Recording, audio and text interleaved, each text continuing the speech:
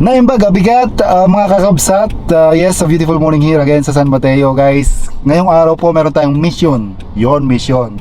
Pupunta po natin yung sinasabi nilang masarap na suman dito, na kilala din sa area dito ng Isabela, which is doon daw yun sa may Cabatuan, another bayan yun ng Isabela, which is suggested by our friend, ang ating kaibigan ni si Amado Valencia Pingol. Salamat sa pagsuggest mo. Pupuntahan natin ang Suman Muriecos Suman, right? Sa Cabatuan yun. Guys, mga kabsat, masarap daw yun. So tikman natin, tara guys. Hintayin mga kabsat, mga anti Suman ng Muriecos sa Cabatuan. Let's go guys.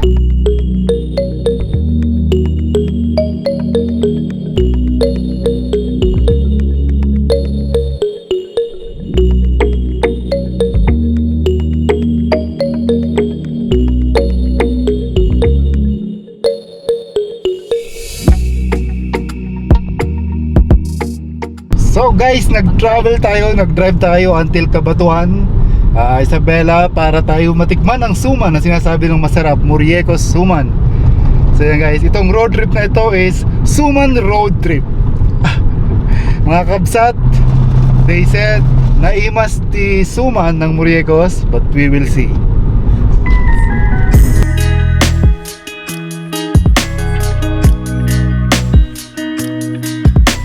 Yan po mga kabsat, kami ay nagdadrive pa rin hanggang ngayon. More than 30 minutes na siguro kami nagdadrive. Naghahanap kami ng nagbebenta ng Sumang Muriecos. So yung palang Suman Muriecos is not a brand. Akala ko po ay brand yun. Yung pala po ay parang uri or kind of Suman Muriecos. So yun guys, titigil kami sa may kabilang side dito ng area, at kami magtatanong. Tatanong-tanong kami dito kung saan naman nagbebenta ng Muriecos. Di ba sa MJ yan? Ito. Yan o. Ayaw nga. Kaya nyo! Birbirukin na ka! Magtatanong sana kami kung saan nakakabili ng Suman Muriecos. But by the way, kakilala pala namin yung aming mapapagtanungan. Ginang sinasadya yan. Hinahanap ka namin, sabi ka dun eh. Hindi, magtatanong kami ng Suman Muriecos saan nakakabili. Banjay? Banda Jay? Jaga apa yate? Sentro. Ay, Jipay. Ano yung pinunay na bilit to? Ayan, dapat Jay. Ada tutikod dyan. Kahit nakanamin ko, kaya pantay kita na ako na Ang ganda ng pwesto nyo may mga food truck, pasalubong. Sige, arad. Sa mga kakabsat, doon pa tayo, diretso pa tayo doon sa mismong sentro ng bayan. Ang mundo talaga maliit lang. Kaya magpakabit ka. So guys, so funny and so coincidence. Sabi nga, maliit lang ang mundo. So balak namin magtanong sa mga stall sa gilid ng kalsada. And unfortunately, kakilala pala namin yung mapapagtanungan namin, which is family friend nila, wifey. So yun, doon pa daw sa Bandaron, no? Sa Bandaron, sa mismong proper na bayan ng Cabatuan. So guys, tara! Hunting for Suman Muriecos continues.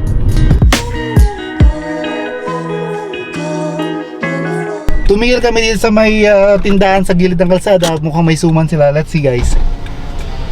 Meron po kayong Suman Muriecos? Muriecos, sir? Opo. Ano po, sir?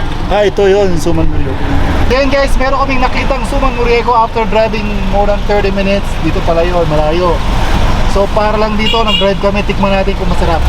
Magkano po? 10 pesos isa, sir. 10 pesos. 100 pesos po. Bago po ba yan? Yes, sir. Kanina lang yan, sir. Kain na lang daw, so yun. So mga kabsat, mga kamangyan, bibili tayo ng 10 pieces. Titikman natin kung masarap ang kanyang Suman Muriecos. 10 pieces? So make it 20 pieces pa. 20. Ilan po ba yan? Gold lang, sir. 120. Okay pa, kunin po namin lahat yan. 120. Yan, kunin na natin guys yung lahat ng 120s yan. Ito guys yung Suman Muriecos. Ayan. May tubig din sila. One tupig. At meron din po silang tupig guys. Yung tupig po ay suman ng mga Ilocano na iniihaw. That's what you call tupig. Yun, shoutout kay Ma'am Lisa na nagtitinda ng Suman Muriecos at ng tupig dito sa gilid ng daan. Makalawat. Barangay Makalawat po sa Cabatuan, Isabela. So guys, i-check natin kung masarap ba kanilang Suman Muriecos. Then bibili pa tayo ng konti doon sa Bandaron. So guys, the moment of truth, tikman muna natin ang Muriecos bago tayo bumili ng panibago. So ito guys, ito mga kabsat, mga kamangyan, ang suman morieko. Tikman natin for the first time. Oh, mukhang masarap. Tikman ko po ang suman morieko. Suman morieko. Yeah. Parang smooth to guys oh. Mga kabsat to. May latik sa loob. Sarap. Sarap. Made of what ano no? Ano ba? Made of ano to han? Ano? Malagkit. Guys, ang sarap kasi meron siyang latik sa loob ng suman. Kung makikita niyo yan. Yan. Yan. Naharangan na sila. Ang sarap. Bili ka pa han.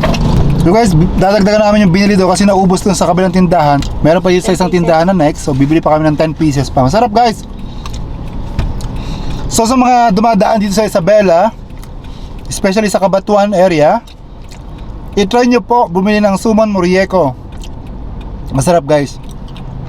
Especially sa umaga kung mag-travel kayo, mag-road trip kayo, may dala kayong suman morieko. Sarap. Daming morieko sa kabila. So guys, bili pa tayo ng marami kasi ang sarap talaga. Hindi sa pagbibiro. Ate, morieko nga. Morieko, te. Morieko na? Magkano isa? 10 pag 111. Oh, sige ate. 100. Ayan po, bumili po kami ng another 11 pieces for 100 pesos. Good deal po yan, magandang deal. Ayan, sarap. By the way guys, mission accomplished. Uuwi na po tayo. And guys, sa dadaanan natin, masarap daw yung bilihan doon ng hopya. So merong famous hopya din dito sa Cabatuan. Titikman din natin yan guys, of course. Mga kakabsat, kain lang tayo ng kain kasi masarap kumain. Masarap ang mga pagkain Ilocano guys.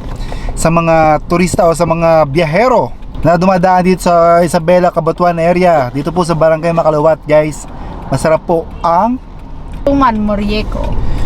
Naimas ti suman morieko ng Makalawat, Cabatuan guys. Naimas. Let's go guys. Let's go back and bili tayo ng masarap na hopya sa daanan.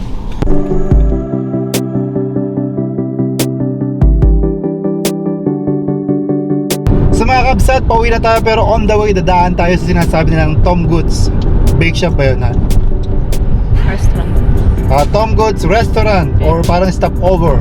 Part pa rin yan ng Cabatuan, right?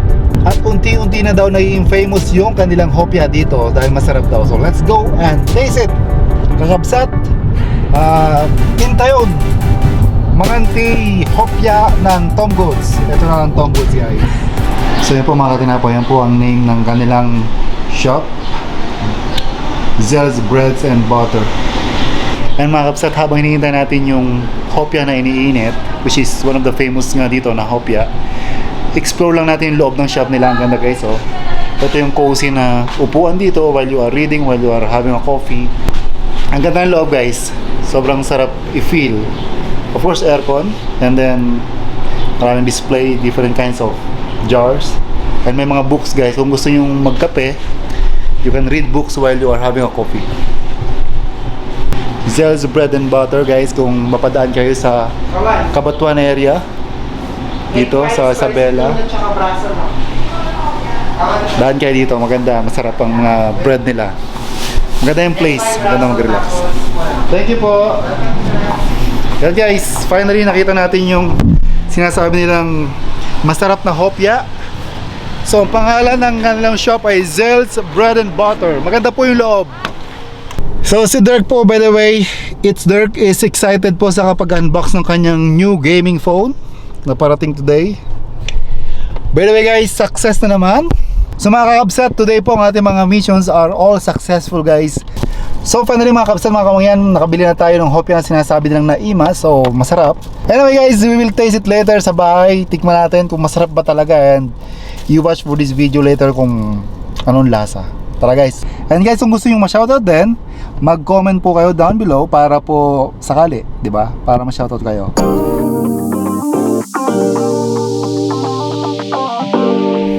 So mga kabsat, mga kamangyan, dito na po tayo sa bahay, and yes, finally titikman na namin yung hopya ng Cabatuan na sinasabi na masarap daw. Hopya ng butter and bread. Butter and bread, right? Zell's Butter and Bread. Ito po yung box niya. Maganda rin naman ang packaging. Zell's Butter and Bread. Okay guys, tikman natin ang hopya. Wow. So anong klaseng hopya ang binili mo? Mixed palata, ito, mixed. So mix ito mga kabsat. Hopyang baboy. Hopyang baboy and then hopyang munggo and hopyang ube. Tsaka yung hopyang pandan. And hopyang pandan guys. Tikman muna natin ang isa. Dampot tayo ng isa.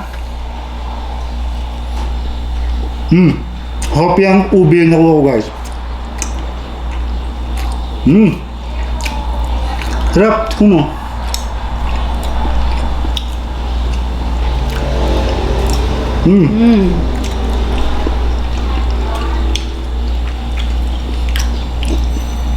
So masarap yung hopyang ube nila. Naimas ti ube guys. Naimas ti ube the flavor. Next. Ito, munggo. Munggo, to. baboy, and then ito guys, by the way. Yan. Kuha pa tayo ng isa guys. Try natin to. Hopyang munggo yan. Hopyang munggo to. Tingnan natin. Oh, baboy. Ito yung traditional na hopyang baboy guys. Masarap. Tingnan mo. Hindi ako fan ng... Sarap. Hindi ako fan ng hopyang baboy pero ato masarap. May mas ti hopyang baboy also mga kapsat. By the way, dalawang flavor na tikman namin masarap. The rest, kainin lang namin later on. Sarap.